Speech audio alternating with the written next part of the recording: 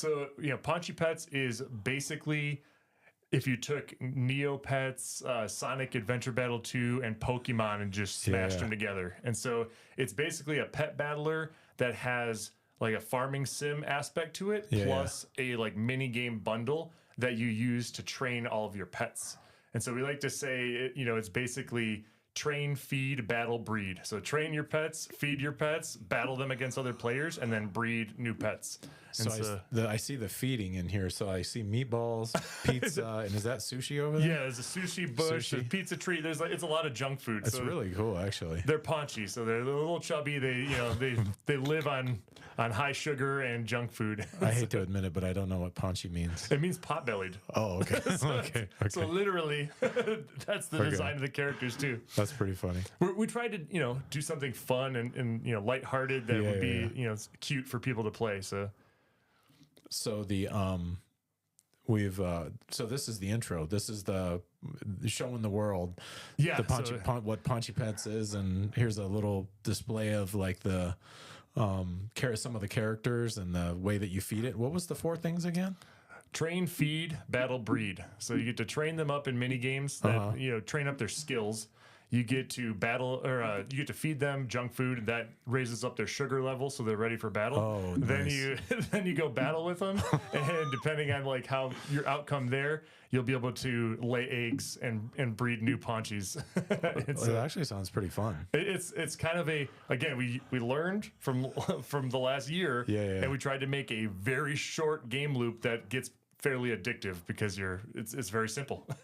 So then, like, what is Neopets? So this is good. So a lot of our inspiration, a lot of developers' inspiration comes from some of the favorite games that you played, throughout your life. And so Neopets was, a heavy influence here. It is a pet game that came out in the late 90s. It was a browser, PC browser game back in the beginnings of the internet or whatever, with a couple pixels or something. I played it in 3rd grade. Oh, so wow. That's where we are, right? But it was super addictive. Like you had these pets, you could raise them, you would feed the pets, you would make sure they're happy, all this stuff. But part of it was you could play a bunch of mini games as well on that browser, and you earn currency from the mini games, and then you could use it to buy stuff for your pets or whatever. And so that's basically we've kind of taken that idea because we liked, hey, it's a pet game, you're having pets, and you also get to play all these mini games that gives you a lot more like variety of gameplay and action in the mini games. And so you can just play it for the mini games if you want to just have quick enjoyment of doing those and compete against people on leaderboards and what have you. But Neopets was even smarter than that because they created this cult following that still goes strong today. Wow. There is around 250 to 400K monthly active users on Neopets today as a browser game from the 90s. That's crazy. Right? And they had like all of these collaborations with McDonald's, like Walmart, I think. It's like they had plushies in McDonald's Happy Meals. Oh, really? Back in like the early 2000s stuff that I have them. I collected them from the McDonald's and stuff. So it's they were very smart on branding and making an IP that people can really grow to love. So it's very smart, and we totally love that whole aspect. And we're like, okay, we want to make a pet game that's kind of like that, but let's take it to the next level. Oh, you just said IP. What is that for everybody? Intellectual property. Oh, so okay. like, Neopets, Pokemon, all these, they have like this branded IP that everybody grows to love, and then you can just put it on everything, right? Is IP kind of like synonymous with like the graphics and things like that? And even the characters. Like, Pokemon, you think Pikachu. It's like, that's basically a brand at this point where it's like everything you see Pikachu face, plastered on everything. And so you're like, oh, it's a Pokemon thing. Is it, where does like Sonic and things like that come in? So Sonic Adventure Battle 2, it's like semi-related, but it was a Sonic game it was like in early 2001 or something. And most of it was a Sonic game. It had a weird like mini game side thing like built into the game. No one knows. I don't know if we know why. I have to go look why it was built into this game. It felt totally out of place.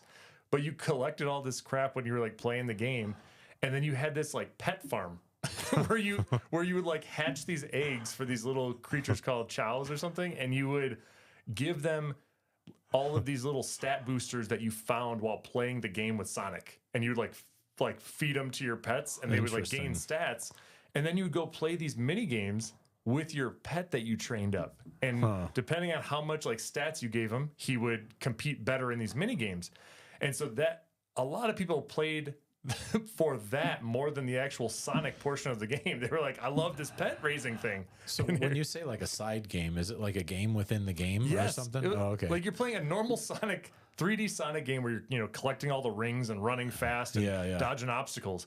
And then you're picking up all these little like stamina and strength vials for no reason. And then you bring them to this like it was a Chow Island or something, and then you like feed them to these random pets that you collected or something, and then they get faster and stronger. But it's like, why am I at this other island? I don't know. Like, it was Grit. Maybe they explained it, but I was a kid and I really didn't care. But it was a mechanic that people loved, and I was like, okay, again, training the pets to do actions for you. It's a fun idea. Like, let's take that to the next level as well. Yeah, interesting. Where does Pokemon, does that fit into any of this anywhere? Yeah, so the Pokemon side, I mean, obviously the big deal was they had tons of games. Like Pokemon, had the anime that was, helped get everyone's attention on the brand and on the IP. And then they created all of these first it was Game Boy games. So Pokemon Red, Yellow, Blue or whatever on Game Boy.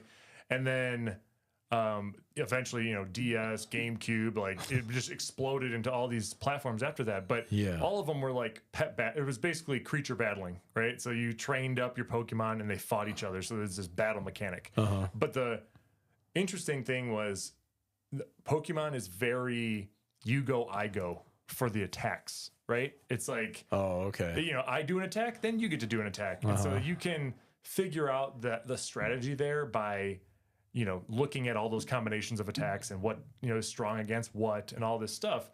But it's still me training my Pokemon, besides like how much damage and level I do, doesn't really change the gameplay, because it's still you go, I go for the attacks.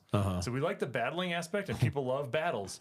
But again, we were like, how can we maybe change this a little bit so the training of the pet does more? And so what we do is in Paunchy Pets, you play the mini games, and each mini game you play trains a stat on the creatures. Oh, wow. And so it's like, I want to get better strength. I'll go play these strength-based mini games, level up the strength on my pets, and then now when they go battle, they automatically battle. So it's an auto battle where they just it's a 3v3 where they duke it out, but they duke it out based on the training that you did. And so if they have higher intellect, they make better decisions. If they're stronger, they obviously do more damage. If they're faster, maybe they can dodge other people's abilities, but it's based on you training them, not like an order of attacks or whatever.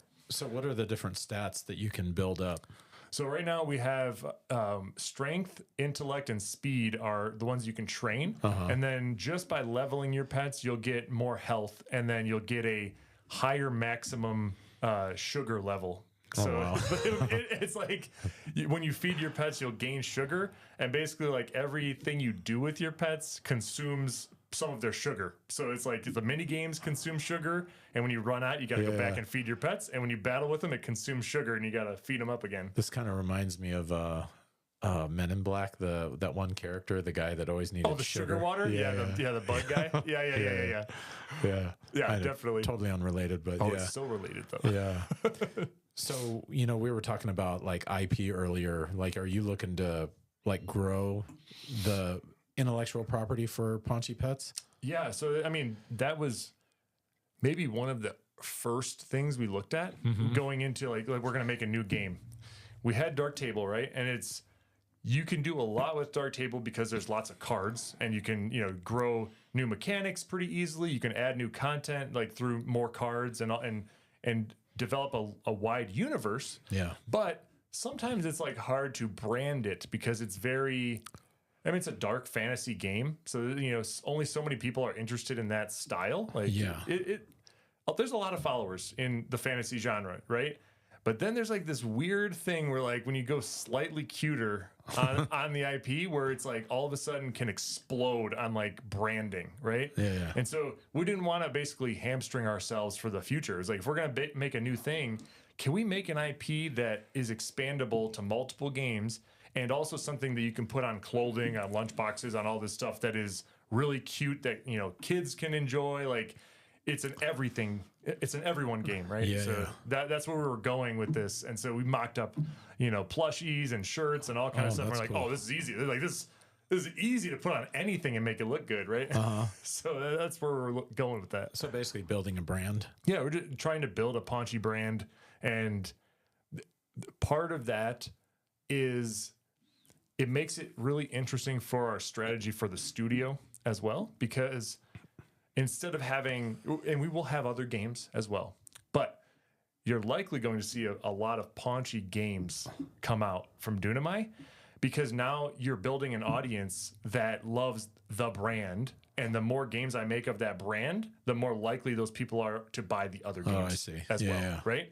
And so, especially if you can tie in, you know, rewards or items between those games that you have to earn. And so then it's like, well, I played this Paunchy, I played these 2 Paunchy games. Of course, I'm going to go get this other one. Like, and once you fall in love with the characters or whatever, then it's like, it's just easy for you to want to try the next one. So do you already have an idea of what the next one is? And if you do you want to reveal something about it small?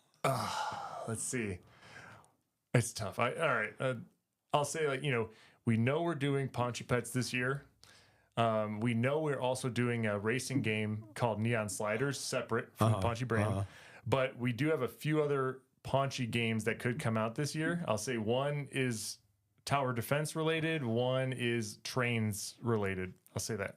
So, but definitely, like, all of them, we need to link back to the original game as well. So would these be considered like spin-off games from the original Paunchy Pets? Right. So we want to be able to have a few different spin-offs from there, and it just allows us to, you know, do basically like bundles for our own games as well. So on Steam, you can always bundle stuff. So if you know want to buy the whole Paunchy collection, we can have, you know, a few games for that. But it also helps us not get stuck in a infinite dev cycle where you're just like, I'm going to make this game, it's going to have everything, and it's going to take me 5 years to develop. It's like, no, these can be like less than a year to develop. You know, maybe it's 6 months to develop, and then I make the next one, and I can, you know, depending on who's working at the studio, I can have multiple of these in the fire at one time being developed, and then we just release them on a schedule or, you know, what have you. But it makes it so that, you know, everyone can buy bundles and, you know, get related to the brand. So it's kind of a good deal long term. Does it ever, with these like games, these additional games, does it ever kind of get to a point where it's almost like telling a story along the way? Sure. I mean, you can definitely do that. Depending on the games, try to have like or rather, like, each game is itself a different adventure in that world, you know, and so it all feels related to the same universe. And so that's definitely, you know, one thing we'll be doing. And I think you do that kind of with the characters as well, like have fairly iconic characters for that game, and then make sure that those characters appear in the next game so that you have like a, you know, something to tie back to the original game each time. So it feels like the same thing, if that makes sense. Are there going to be like rewards involved in any of this? So that's one of the things that we've learned over the last year. You know, people like rewards for certain things. Some people don't care about rewards, but, you know, our tight fan base, like, we would like to reward them for playing our games and sticking around with us, and especially for coming in and supporting us early on these projects as well. And so we'll be having our own Doonamai account that these players can create, and any of our games going forward will have, you know, the ability to log in with the Doonamai account, and then that'll just be like a way to like gain rewards across all of your games, all of our games. And so we'll be, you know, be able to track that. We'll be able to reward players based on how many of our games they play, what kind of achievements they get in each of the games, and give them, you know, items from, you know, one game that are usable in another. So our Paunchy spin-off games will likely have, you know, different items and whatnot that you can use in Paunchy Pets. So you'll be collecting items maybe for your character or your pets, and, you know, be able to use those there.